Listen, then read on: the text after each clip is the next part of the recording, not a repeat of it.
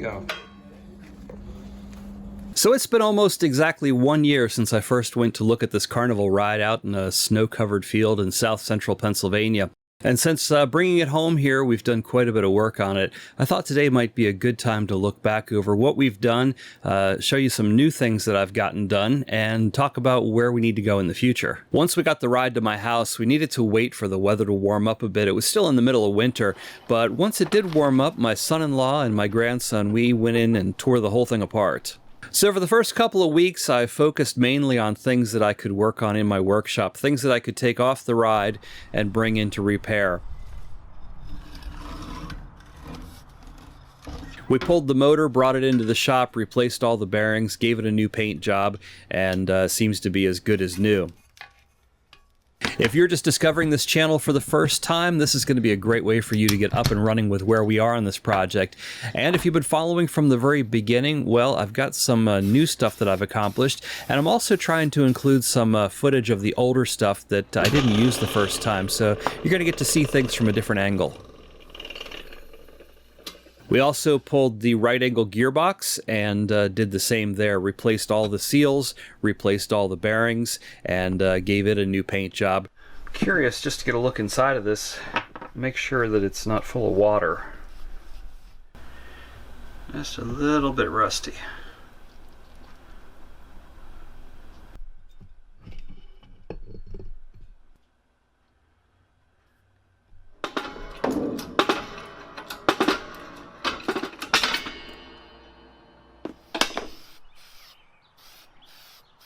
Right now everything is just in primer because at this point we still haven't decided what color we want to paint the ride, and when it's in operation both of those parts are visible. So far on this project I've alternated back and forth between mechanical repairs and cosmetic repairs, and one of the cosmetics that needs a lot of attention was the lighting package. It was looking pretty ratty. I took the original lighting fixtures all apart. I'm getting rid of all the original incandescent light bulbs, and I'm replacing them all with new cabochon fixtures. This required a little bit of work on my part because the cabochon fixture requires a 3/4 inch hole, and these existing holes were over 1 inch in diameter. So I enlisted the aid of my 3D printer and I designed an adapter that would allow me to put the cabochon fixtures in these larger holes.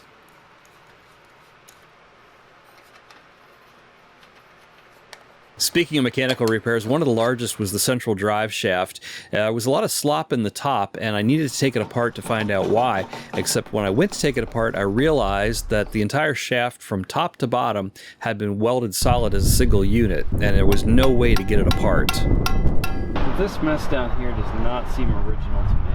I can't believe they'd want to weld the collar to the lower shaft. There's no way of getting it out. So I fabric-cobbled together one of the most incredible grinder fixtures you could possibly imagine to remove that weld without damaging any of the other metal.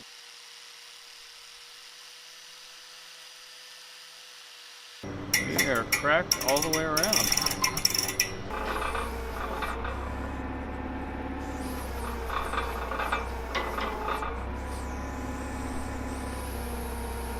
This collar is not supposed to be welded to this shaft. This collar was supposed to be welded to the top of the main sprocket. And even though this weld looks way better than the one we cut off, I think that was also a repair. So I'm gonna have to give that some thought, but that's where we are with it right now.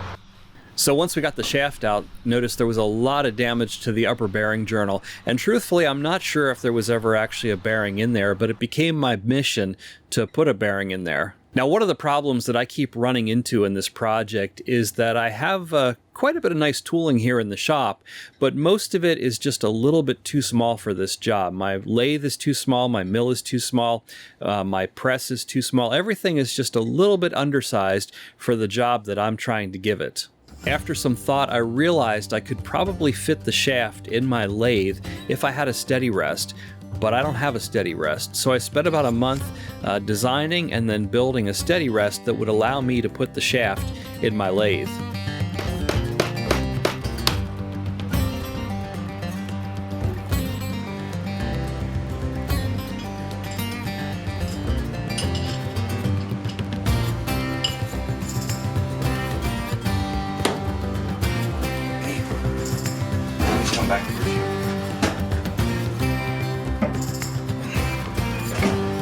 Forward.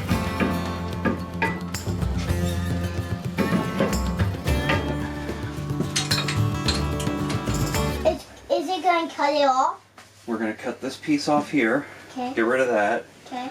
And once that's gone, Okay. we're going to slide this down Okay. and try to get a cutter down there to clean that up. When are you going to turn it on? When I make a few more preparations. I believe in 6 minutes. Okay, well you probably won't see it.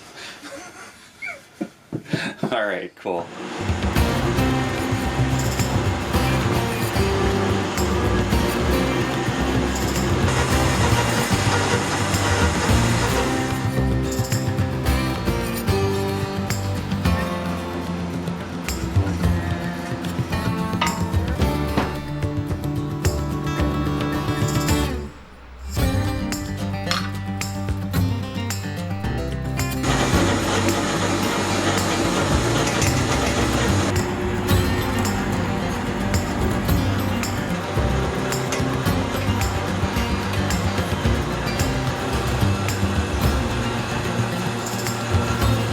About 3.765. And when we're all done, we probably want to be about 15 to 20 under. Another cosmetic issue that we dealt with was the paint. We had a lot of old failing chipping paint that needed to go. And we did a lot of paint stripping. It seemed like the best way to strip the paint off the central drive shaft, though, was just to do it while it was in the lathe.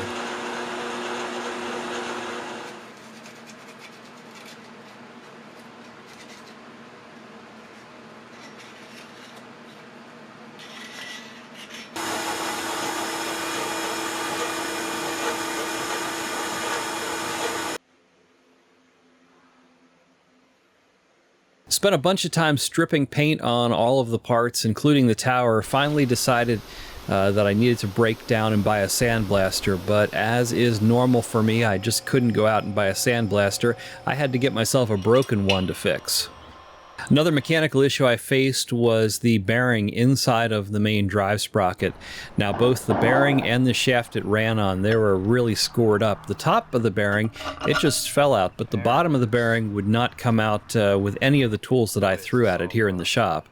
I didn't have a press big enough to push it out.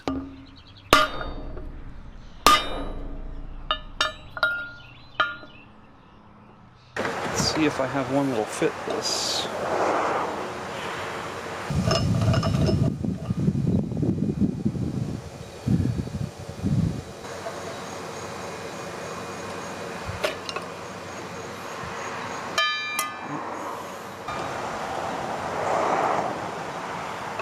Thing just does not want to come out of there.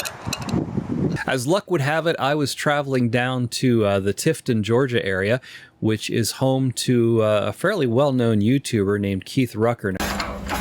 Let's see what happens. I have to heat it up a little bit.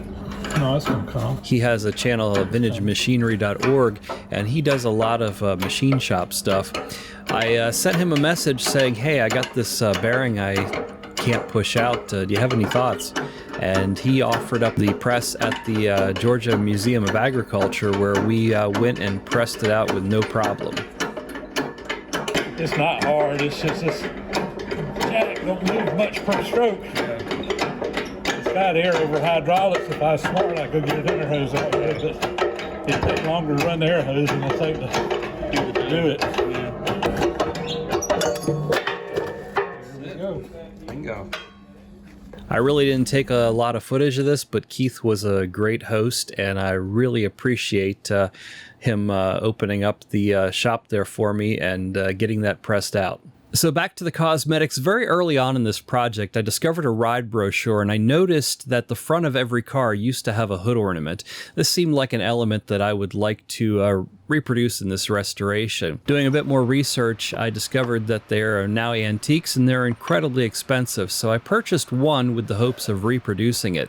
And over the next few months, I went on to create urethane resin and then finally polished pewter copies. Just before winter set in, I decided that there was really no good way to fix the scoring on the stub shaft that main drive sprocket is supposed to ride on, so I decided it was time to cut it out of there.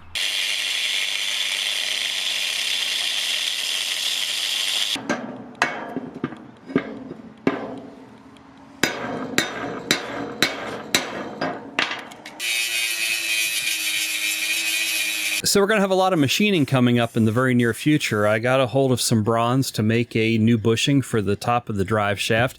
I also got this piece of steel to make a new sleeve for the top of the sprocket. And we got this new shaft to make a new shaft for the drive sprocket. Still need a few more pieces there to round out what I need. I also need to find some new 2-inch bronze bearings for the sprocket, but all that's going to be coming up. So if you'd like to follow along with this project in the future, click that subscribe button. And if you want to see a more detailed look at anything that I shared today, click that link to the left and come along for the ride.